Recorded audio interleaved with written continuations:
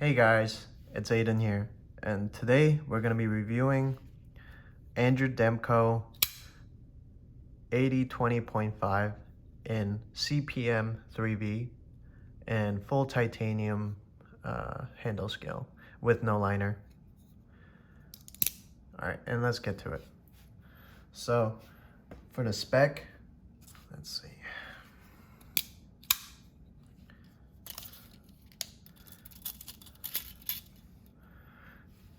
This knife comes in at about 3.5 inch overall, about 3-inch cutting edge, and 3 1/4 blade lengths, and just short of a 4.5-inch handle.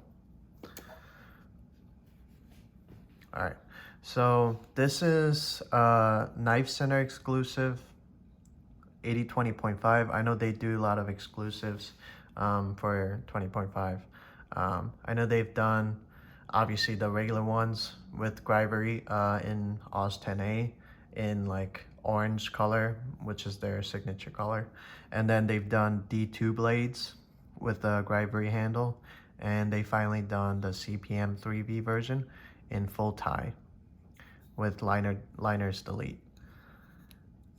Also, this comes in like a special pivot, and this is a captive pivot, which is really nice because obviously the only one side has that the Torx cut out, and this is the captive pivot, so that's a big plus.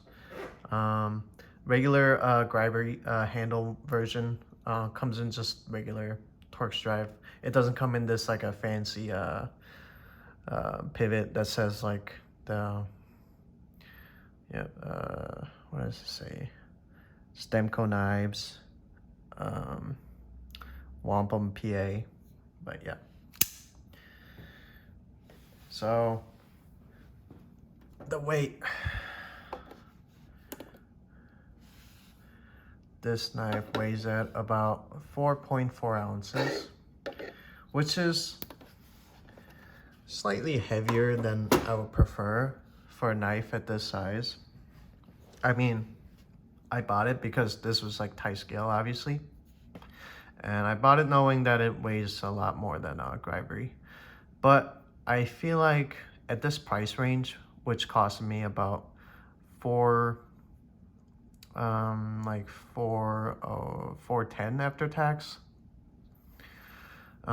it just I wish they added some millings, internal millings to the scale, which they could have, but it's kind of like throws out the balance of the blade. It's quite handle heavy, so the balance point is about there. So it's a bit of a heavier knife for its size, which is the 3-inch blade or 3 1/4 inch blade.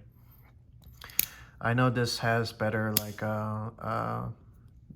the blade to handle ratio compared to the shark's foot blade shape, which I'm not a big fan of Wharncliffe or sheep's foot blade style. I really do enjoy this drop point. I think it's just overall more useful shape for me.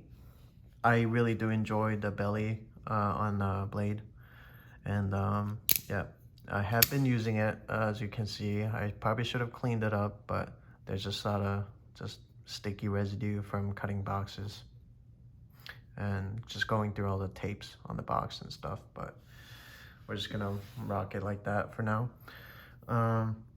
And for the material, obviously tie scale, CPM 3V. I believe this is heat treated at 59 HRC, which is pretty good for CPM 3V.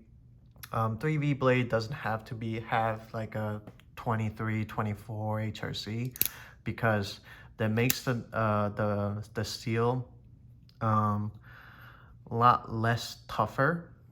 It'll like have like a decent edge holding, but CPM 3V is just known for its toughness, and to get that toughness you have to reduce some of the HRC, I believe.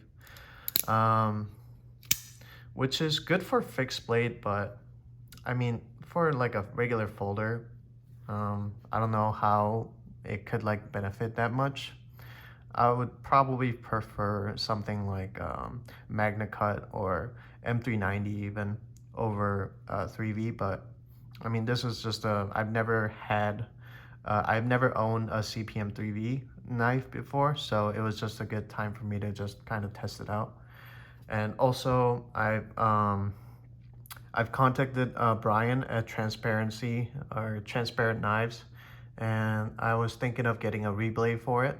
I know he does the Magna Cut in like 64 HRC or something crazy like that, with like 5,000s behind the edge thickness, which was really yeah, intriguing me to get a reblade for it. But right now I'm satisfied with it. I've been using it. I've resharpened it.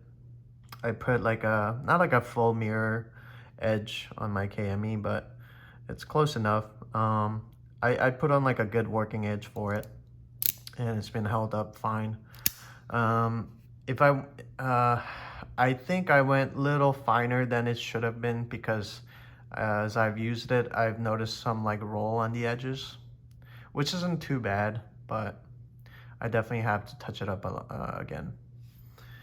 But that's the downside of the CPM 3V, which is that it's a softer steel, and it's purposefully softer because you want more toughness than the edge holding. But yeah, let's see. Let's move on to the action. Obviously, this has the shark lock made by Andrew Demko, and it has the patent number on it in the back. So this type of lock, you'll only find it through Demko knives. I know Cold Steel has recently done like, I think it's called Atlas lock, which is somewhat similar. They say, you know, their engineers or whatever at Las Vegas just, you know, came up with it, but it's pretty much a shark lock that's just more of a down here towards the spine, or middle of the spine, which I don't know. Maybe it's tougher, maybe it's not, who knows. But as a folder, you don't really need that type of strengths or kind of strengths in a folding knife anyway. But fidgetability is definitely there. If you ever own a Benchmade or just any like those Axis style lock with that bar lock, like here, Benchmade Adamus, it's quite similar, you know, the action is. It doesn't have that like detent, but the lock kind of sucks the blade in at a certain point. And same with the shark lock. It just kind of sucks in the blade with the spring tension. I do like it more than the regular Axis style lock, because this actually, shark lock, I don't know if you can see it, but shark lock has coil spring in it. I've actually taken this part to put skiff bearing. I just didn't like the factory steel bearings it came in. So I bought the skiff bearings and replaced it, and it just makes a knife just so much smoother, just almost like flawless with the action. Yeah, but I definitely do prefer that coil spring that's inside this lock compared to that Omega spring in Benchmade, because I've never really had any Omega spring failure where I had to send it to Benchmade for them to replace it. But I just know, you know, in physics point, just coil spring is a lot more durable in that sense, where it won't really like just break on you that easily. I know Benchmade has done the Anthem with the coil spring, but I think that was just the one-off pretty much, just that model with that what do you call it, the integral like tie scale. And yeah, I wish Benchmade does more of their knife and coil spring, but I mean, you know, gotta have that, like, gotta save some money on somewhere, so they prefer just making all their knives in Omega springs, which is not the most durable thing out there. It's definitely could fail on you, but that's that. All right. For the ergos, it's pretty good. It's got like a nice flat scale with some chamfering, and then the pocket clip's not really a bother. Although this is not my favorite type of pocket clip. Even though it's better than the wire clip, I despise wire clips, guys. I just hate the look of wire clips. They just feel too like flimsy, and when it's in the pocket, it just doesn't. Those wire clips carry nice, but it's just not my favorite type of.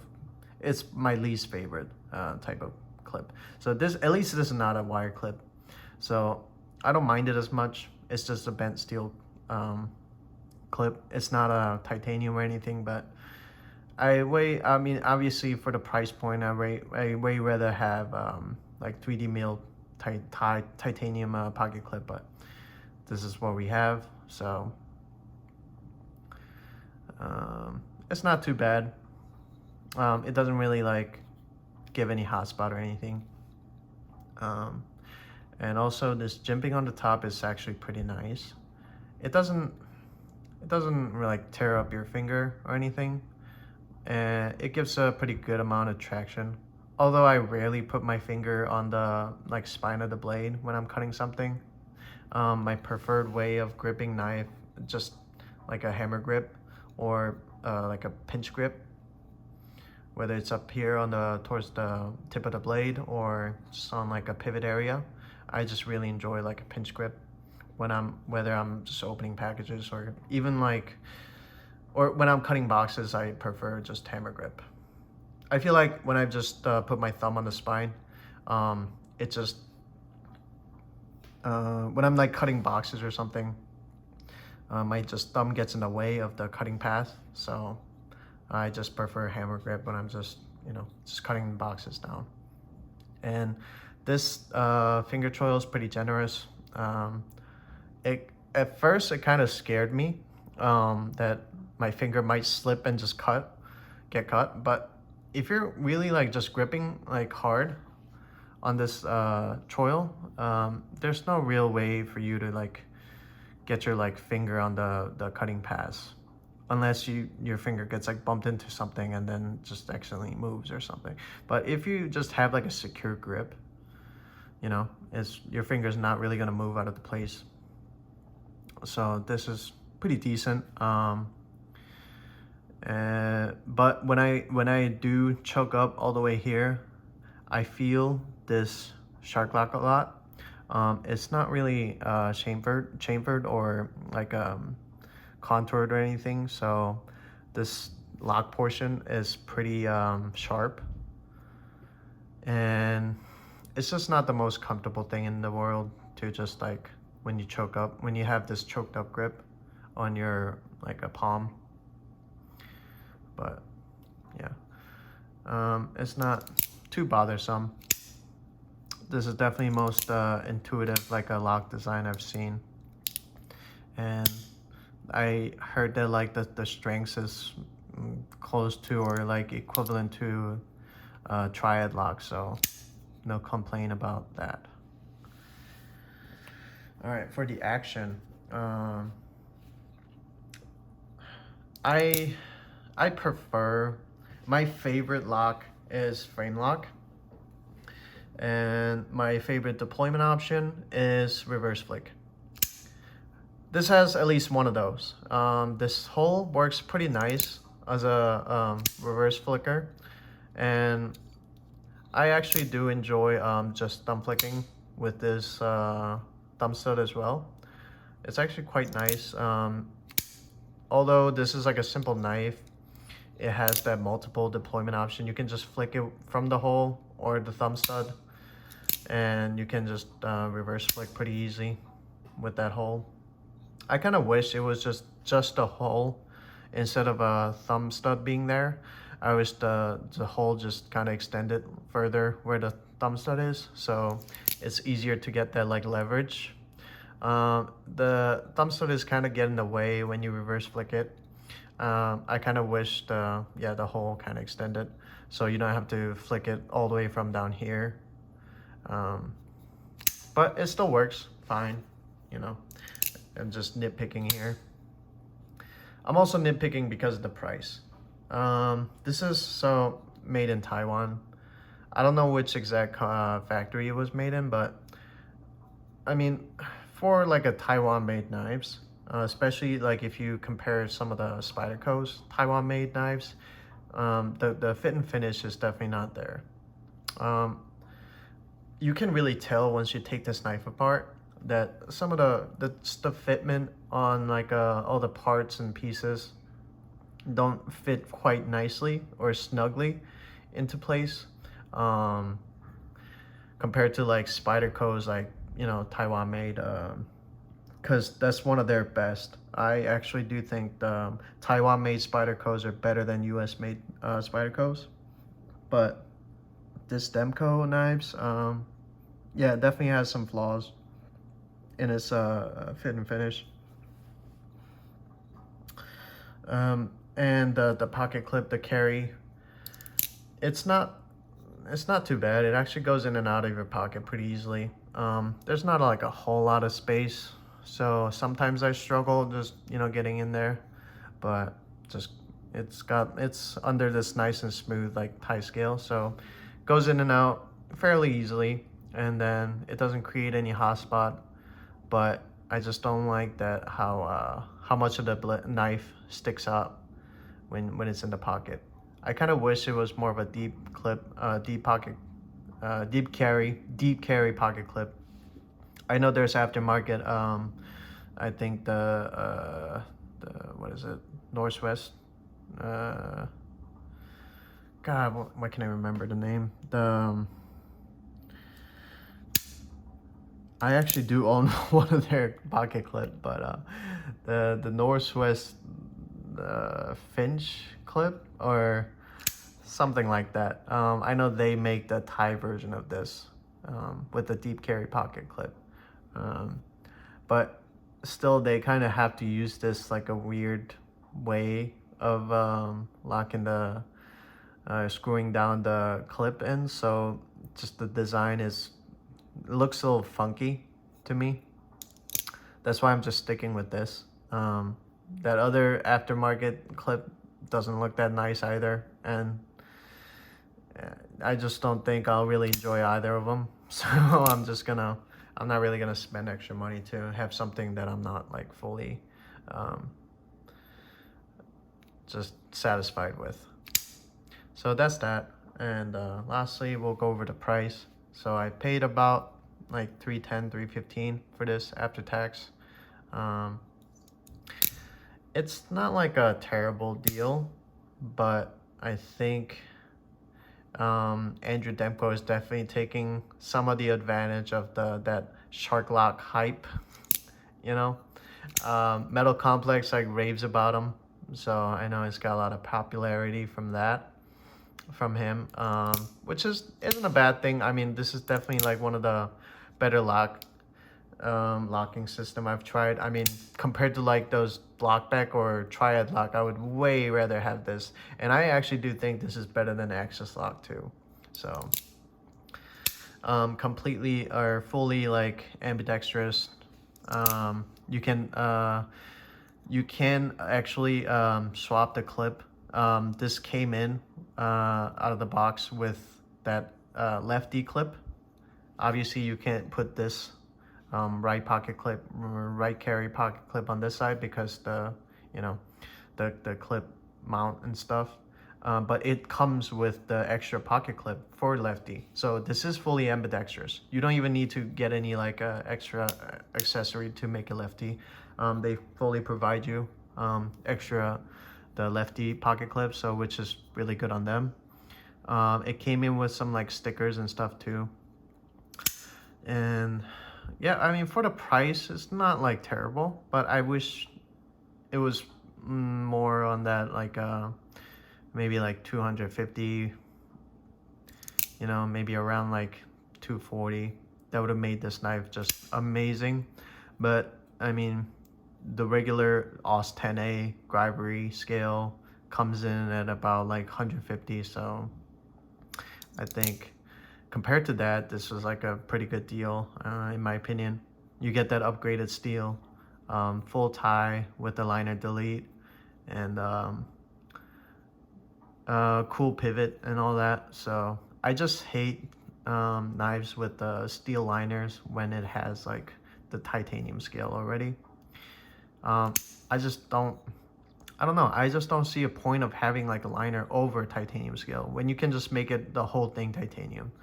Because titanium is not like the most durable like material out there, but it's strong enough to just be like a full, you know, scale on its own without any steel liners. Plus, like, you're not gonna really like hard use like pry a cardinal or like jam it into like, you know, those cold steel commercials where they just jam their whole knife into a hood of a car. You're not gonna be just doing that regular day-to-day base. So even the shark lock is a little, you know, overkill, but yeah. The fidgetability is definitely there. It's got like somewhat of a multiple deployment, and the action's really nice, especially with the skiff bearing. I think it's almost like a must if you're getting one of these. That the skiff bearing definitely helps. It's amazing. The action's just so much smoother with it. It felt a little gritty with the steel bearings it came in, but with the skiff bearing, it's just so buttery smooth. So that's that. That was like a quick short-term review / overview of this knife, or like a first impression. I have been using this thing. I've resharpened it, so I mean, it was about time that I reviewed this. So yeah, I hope you guys enjoyed today's video, and please feel free to leave any comments in the comment section, and I want to hear your thoughts on this knife. All right, thank you for watching, guys, and you guys have a great day.